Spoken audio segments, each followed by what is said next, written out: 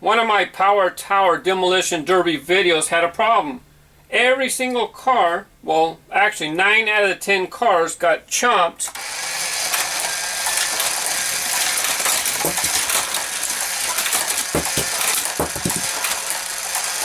Just like that. And I thought, that's not going to be any fun at all. There's got to be some way to figure out to where he doesn't chomp every car. It's just not fun if they all get chomped. I checked my gates to make sure they were wide open and that they were not slowing down the cars. They were both wide open. Another thing that I tried is I unstuck this one and then I put a new command strip and I pulled it as tight as I could because there was a little sag here. There still is, but there was a little sag and I thought maybe that was slowing the cars and messing up the timing, and that did not help either. The way the car chomping beast is set up is that the trap door is actually open all the time. You can see there the trap door is open. It's open all the time, but this little arm on the side, when the spiral goes up, it lifts the arm and it closes the door. It makes a safe spot for the cars to drive over. Now if you have a very young guy who wants the cars to never crash, you can just do this little fix. The head just pops on and off, no big deal. But like I showed you, this is what keeps the gate from closing right here. So when you have it in the upright position, you can just take this Scotch painter's tape, because it peels on and peels off without leaving a residue. You can just take this, put it across the gap, and then reach underneath and just go like that. The cars will drive right over. That's for the guy who, you know, wants to get more playing and doesn't care for it to crash, or maybe you don't want to do this next fix that I'm going to show you. So as the spiral spins around, it pushes this lever. That's what opens and closes the door. And it also pushes this button right here, and that's what pops open the car chomping beast's mouth.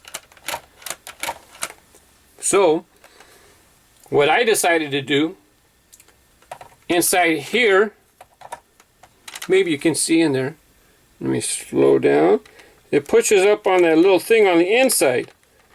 So I thought that I don't want to get in there, I don't want to mess anything up on the inside, but I can do a simple fix on the outside that would change the way this works. Remember, when this is in the up position, it's what holds it up. So I thought if I put something on the bottom, it'll push it up sooner and then probably give you more time to race across the opening.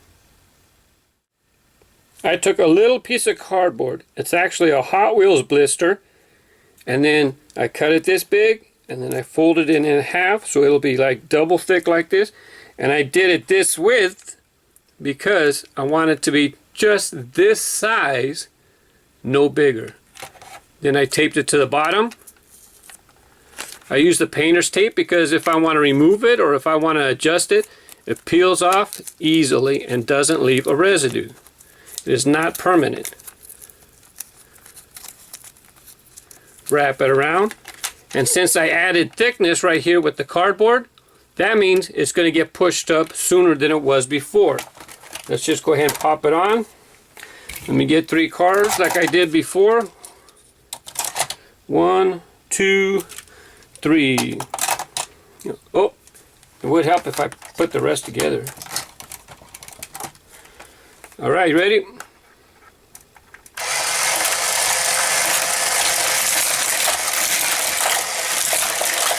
Just like that, it worked. Now the cars, they'll still crash once in a while in there, but they're not going to crash every time like they were before. I mean, what's the point in the fun if they crash every time? You just want them to crash some of the time.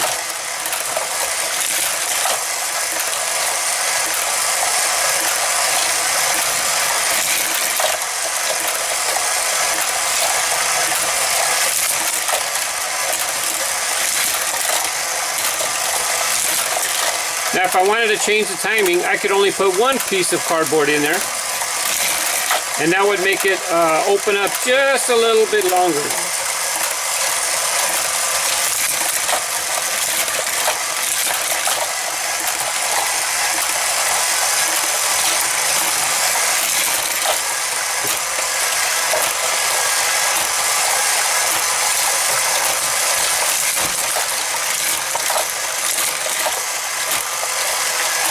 might drop it down to one piece of cardboard. I don't want them to make it through it every time. Okay, what I did to change things up, I took off 1 or 2 orbits of my tape. So I still have 2 pieces of cardboard, but I took off some of the tape. Let's see how that changes the timing.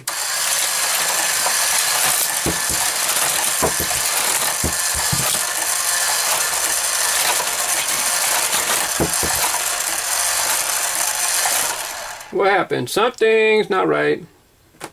Oh, I have my tape too far. I have my tape too far in. It's interfering and it's rubbing on the sides. So now I got to undo that. Alright, I got it loaded up with a bunch of cars now. And I'm looking for the car chomping beast to get some of the cars. Not all of them.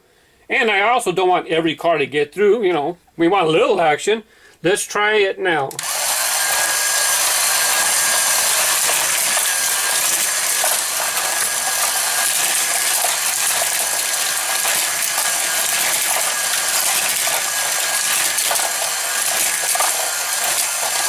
I think I got one guy. I think I kind of like that.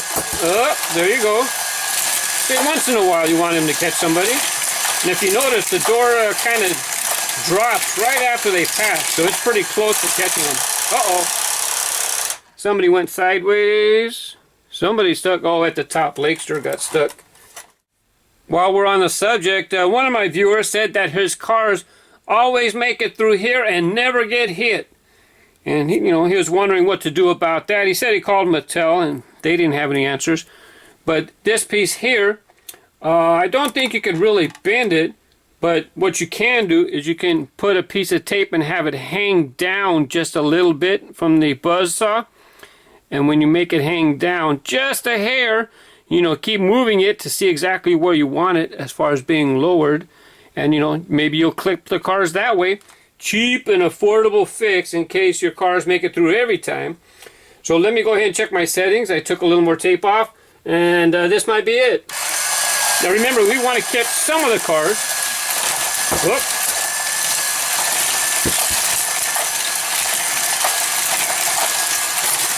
Yeah, I like this setting right here. They get caught sometimes. They don't always get caught, and they don't always make it through. I think I like this right now. Time to make another Power Tower Demolition Derby. Thanks a lot for watching. Bye-bye.